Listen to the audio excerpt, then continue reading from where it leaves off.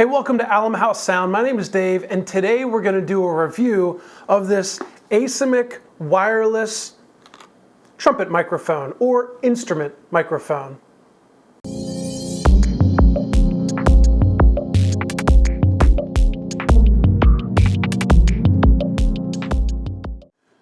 So today we're going to take a dive into this ACEMIC wireless instrument microphone.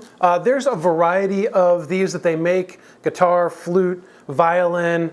This one's listed on a saxophone, but on the back they have the different models listed.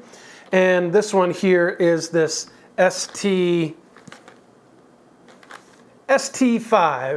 Maybe it's the Sax Trumpet 5. Anyway, we're going to open this thing up. Now, full transparency, I opened this thing up yesterday to do the review, and the battery was not charged, so we're here today.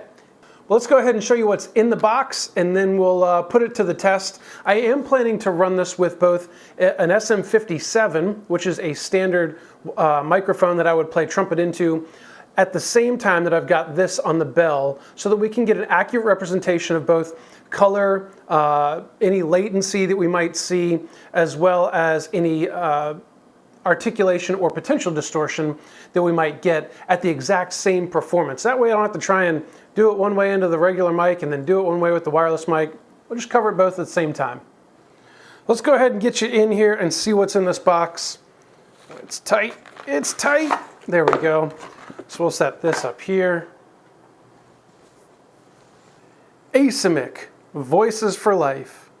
Nice little tagline there. I've done a review on a wireless in-ear monitor made by a different company. They had a very similar case to it, but let's see what's in this box. First off, we'll come up here. We do have a USB to USB-C. It's got two USB-Cs on it. That's your charging cable for both units. We've got the antenna for the wireless receiver. There is an instruction manual, which has a lot of good information that we'll talk about as we go through the pretty shots of this microphone. We've got a mono to stereo connector.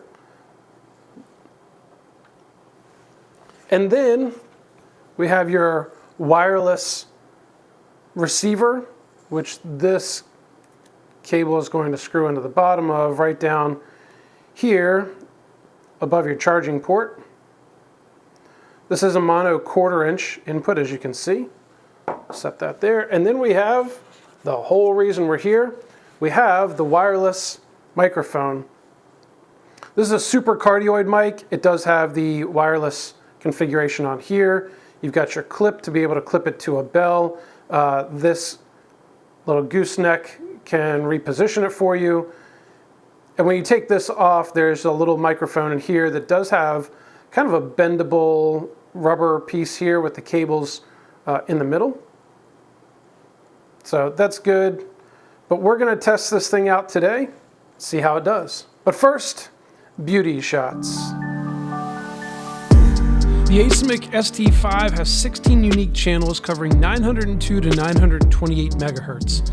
Sample rate is 48 kilohertz with a sensitivity of -47 dB and a frequency response of 60 hertz all the way up to 15,000 hertz. Charging time of 2.5 hours gives you a total runtime of posting over 6 hours. All right, so you can see the screen right now, and when I come here and place the microphones right next to each other and I talk into them, hey, check. Check 1, check 2. You can see that the levels are pretty good. They're pretty consistent. The SM57 is a bit more resilient to a pounding, and so you do see that when I get into the higher levels, the ACEMIC, hey, jumps up just a little higher. Now the gain on the ACEMIC on my interface is all the way down. The SM57 I've turned up just a little bit. Its sensitivity is a little lower than the ACEMIC.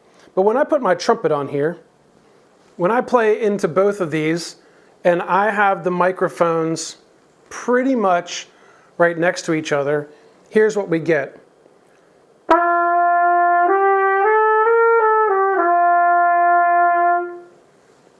You can clearly see that the ACEMIC has jumped up pretty high. So I wanted to turn the gain down, but I have no way of turning that gain down. I'm going to have to go in and try and artificially turn that down in post. But instead, I'd like to keep it consistent. So that's with the microphones right here. Now, we know that with a clip-on microphone, we don't want to be right in front of the bell. We actually want to be a little offset from the bell. It just makes for a better color and tone. And when I'm playing here, I'm playing off-axis on the ACEMIC and off-axis on the SM57. So it's pretty consistent. I'll do it again, even though you won't currently be able to see what's on the screen.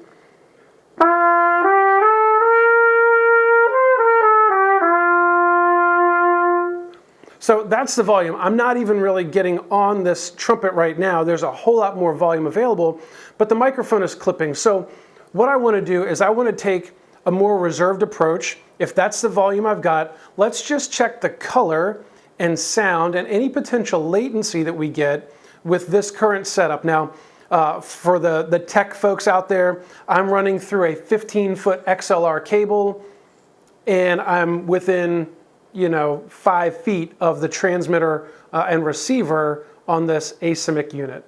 So I've hit record on the DAW. Let's go ahead and just play a couple things into these microphones and see how they sound in the DAW.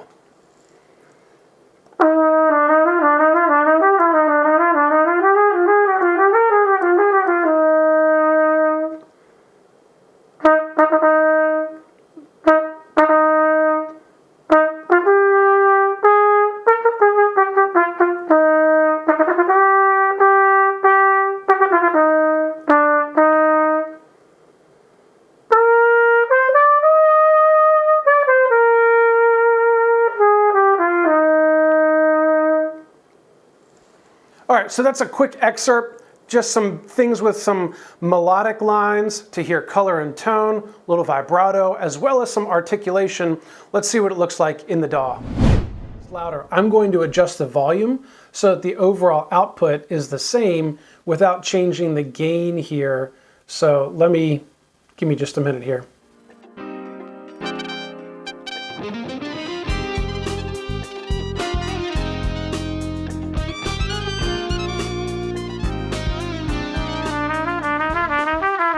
So that's the 57, that's the ACEMIC. So now we have an even playing field in terms of volume where we can hear consistency between microphone. Let's listen for the tone and color now of the sound. Are they consistent, or is the ACEMIC potentially coloring because of its digital technology? So we're going to start with the SM57 first.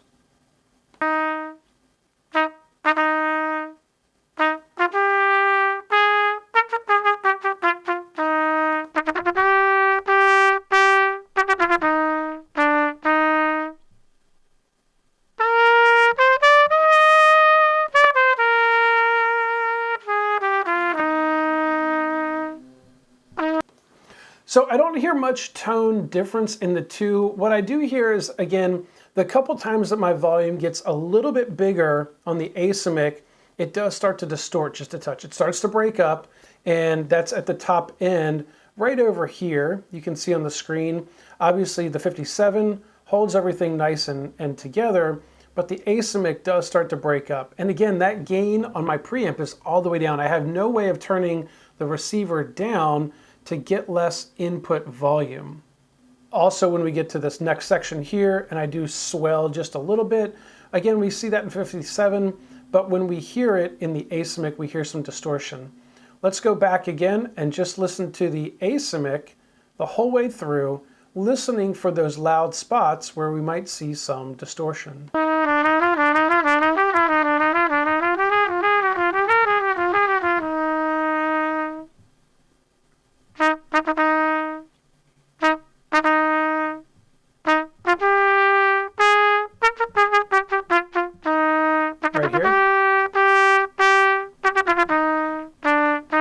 Here, should see it again.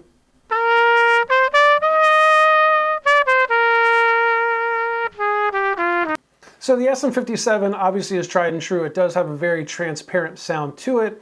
The ACEMIC, I feel like, has just a little top end distortion or coloring to it based on what we see. I'm going to try one last thing though. We're going to put a spectrometer on this and just kind of flip back and forth. Let's see if we can get our stuff right there on the left with this locked in on the right. And what I want to see is, frequency-wise, are we seeing anything different than what we're hearing? So let's go to the SM57 first. And we're going to watch this spectrum meter and see what our actual spectrum of frequencies looks like.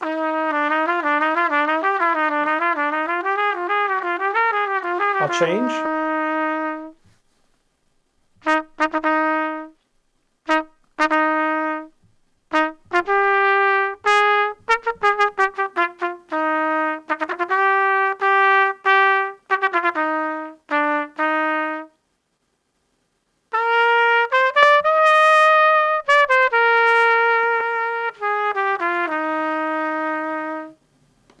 So what I see is a couple more overtones being exaggerated based on the ACEMIC microphone. That could just be a little bit of the wiring inside of the microphone, the EQ properties. Obviously, we're seeing a bunch of low end being grabbed that we don't see on the 57. Now for test number 2, I've gone ahead and put a little marker here. This is labeled loud. I want to see what happens when I actually put more volume into this between the two different microphones and see how this ACEMIC Wireless reacts.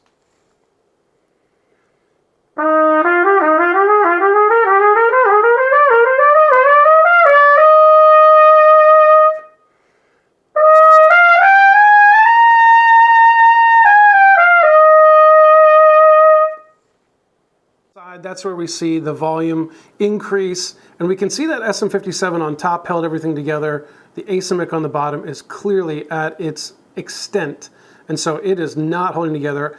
I'm curious to hear what it sounds like, but we'll dive into that when we're back in the studio. For right now though, we're going to go to an outside venue and check the extent of our transmission distance and see if we can hold together with 40 meters or maybe even a little further. So our next and final test brings us to the local high school track. We have a rubberized track here that is pre-lined. For the 100-meter dash, we're going to use our laptop setup just at the start line with our interface. This is the same interface we had in the studio there. And we've got the transmitter as well as a cable plugged in.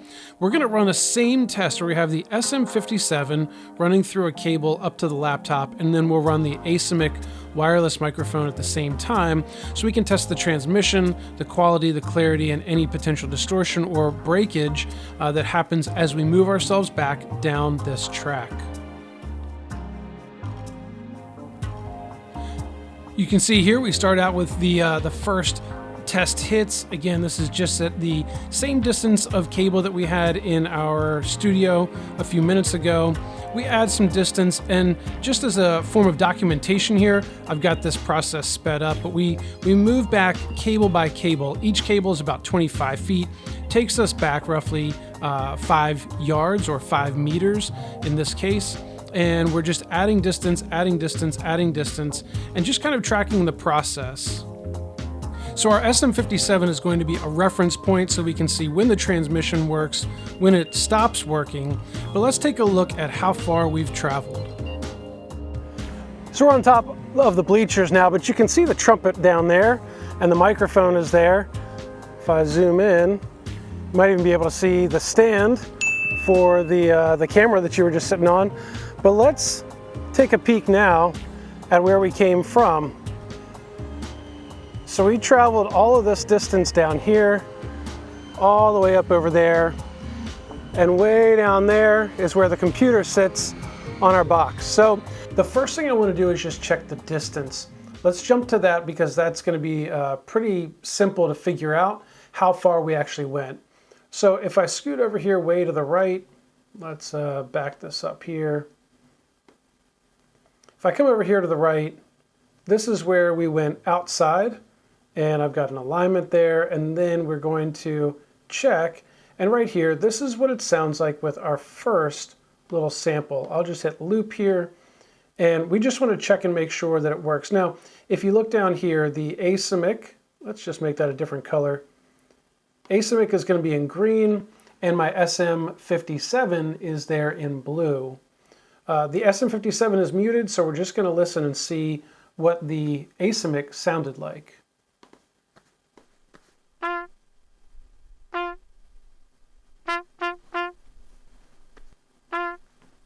This is pretty standard, pretty simple. We've obviously got it just repeating here in a loop, but that was the same distance that we used in the studio, so we just had the microphone with one cable. Let's fast forward now and come over here a little further, and we'll scoot down here. Remember, we just kept this running. Let's see what this says here with the SM57. All right, so right now we're at about 15 meters. All right, so this was 15 yards, and let's hear how that sounded.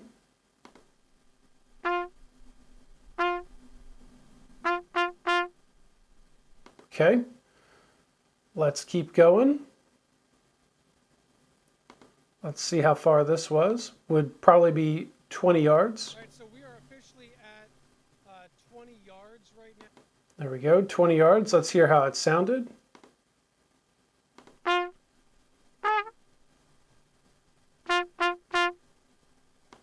Now, if you see, well, I don't think I'm playing. I want to look at how high my wavelength is through the 57.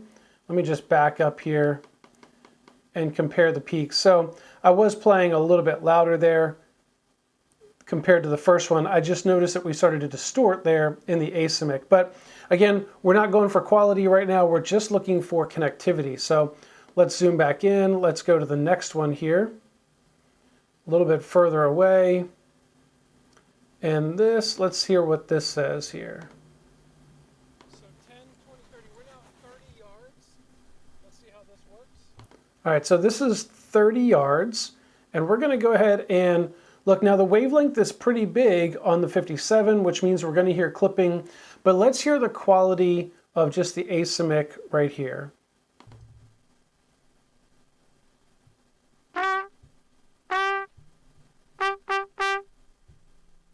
Okay, I played a different note that time, just a step higher. Let's just listen to that again here.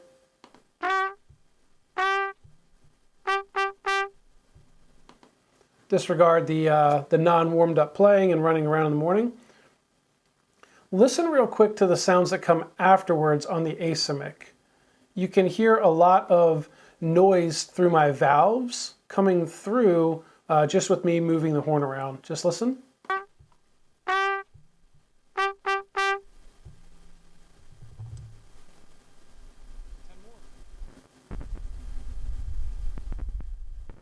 Now we get some scratchiness there as well when I started putting the horn down, but that's at 30 yards. Let's go out to the prescribed 40 yards that it says. Let's hear what this says. All right, we're at 40 yards, direct line of sight. This is where they say the extent of their connectivity is. So if you can't hear me, I'm saying we're at 40 yards. This is the extent of what they say the connectivity is. Let's listen to the 57 first, and I'm going to put this on a loop. All right, here's the 57.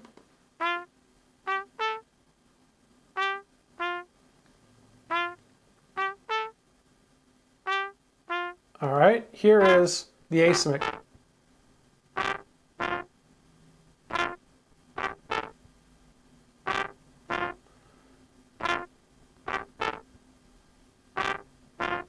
So we hear a lot of distortion, a lot of interference. The connection is breaking down here. This is 40 yards. Now, this is the extent of what they said that would happen, but let's go, because remember, we kept going. Let's go a little further here and see what happens down here.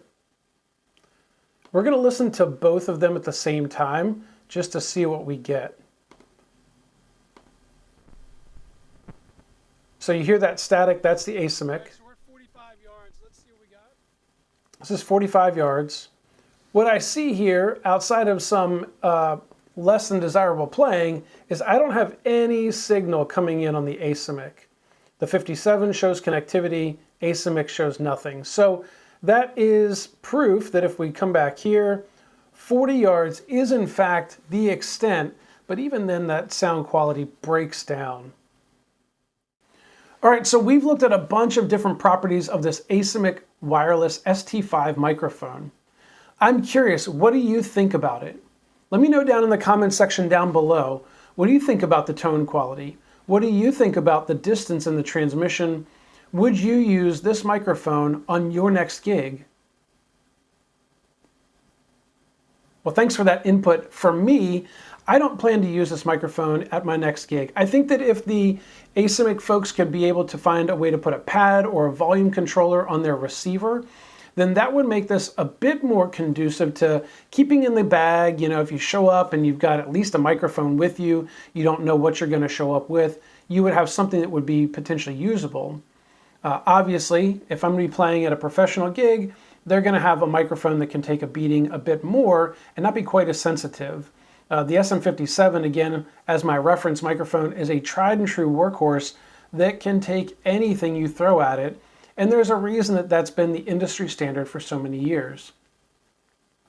Now, obviously, if you want that wireless connectivity, maybe this falls into something that you could use, but again, that sensitivity, going into the preamp and not having any capability to change it, rules this mic out for me as one that right now I'm going to carry in my bag, even as a backup, security microphone.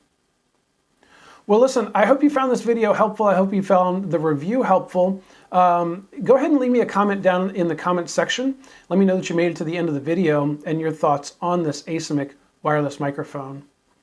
Well, if you've got questions, leave those in the comment section. If you want to find one-on-one help for your mixing needs, feel free to go to my website, which is also down in the description.